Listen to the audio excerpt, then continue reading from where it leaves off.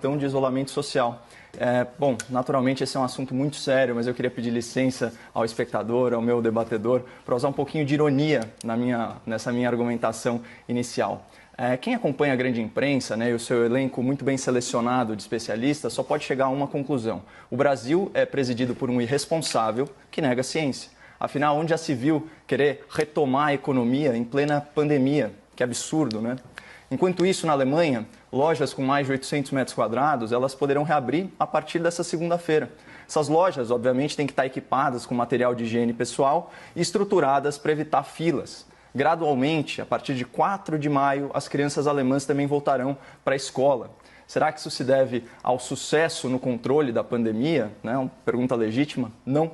Na verdade, nessa quarta-feira, a Alemanha registrou o maior número de mortes em um dia, 285 óbitos. Mas não importa. O nosso presidente não passa de um ignorante solitário entre os sensatos líderes mundiais. Até porque, convenhamos, a Alemanha é uma exceção. Ok, vamos falar então dos dois países proporcionalmente mais afetados pela pandemia, Itália, Espanha. Somados, esses países já contabilizam mais de 40 mil vítimas fatais do novo coronavírus, uma tragédia. Por isso, as autoridades italianas elas são muito rigorosas e só autorizam a abertura de lojas que respeitem as seguintes precauções: disponibilizar álcool em gel para os clientes, usar máscara em local fechado e utilizar luvas descartáveis para manipular alimentos e esse tipo de coisa.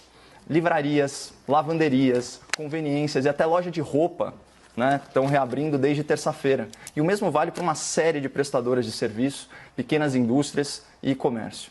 Mas quando o nosso presidente fala em reabrir as fábricas e as lojas, ele mostra que ele é um genocida. Enquanto isso, na capital da Espanha, 300 mil trabalhadores classificados como não essenciais já foram autorizados a voltar ao trabalho, inclusive profissionais da construção civil, o que é ótimo para os espanhóis, porque o FMI projetou uma queda de 8% no PIB deles em 2020 e eles sabem que empobrecer também mata, até num país rico. Mas a polícia espanhola, por sua vez, tem um controle bem rígido da população nas estações de metrô, de trem e de ônibus. Ela está distribuindo gratuitamente 10 milhões de máscaras cirúrgicas para os passageiros. E só fazendo um parênteses, com o dinheiro do fundão eleitoral, que o Congresso se recusou a devolver para o combate à pandemia, seria possível comprar pelo menos 1 bilhão de máscaras ou fabricar milhões delas. Mas, comparado ao nosso presidente diabólico, nós temos um Congresso de anjos, não é mesmo? Bom, Noruega, Dinamarca, República Tcheca, Alemanha, Espanha, Itália, essas são todas nações desenvolvidas, com lideranças políticas respeitadas.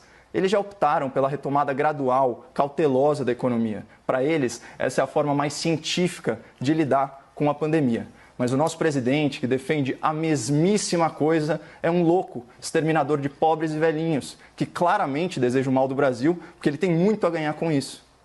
Então, só fechando meu raciocínio, precisa de muita ironia para suportar a desonestidade intelectual e a hipocrisia daqueles que se dizem defensores da ciência, mas que fecham os olhos para evidências científicas de que a recessão pode ser muito mais mortal que a pandemia. E isso tem que ser debatido com o seu devido protagonismo.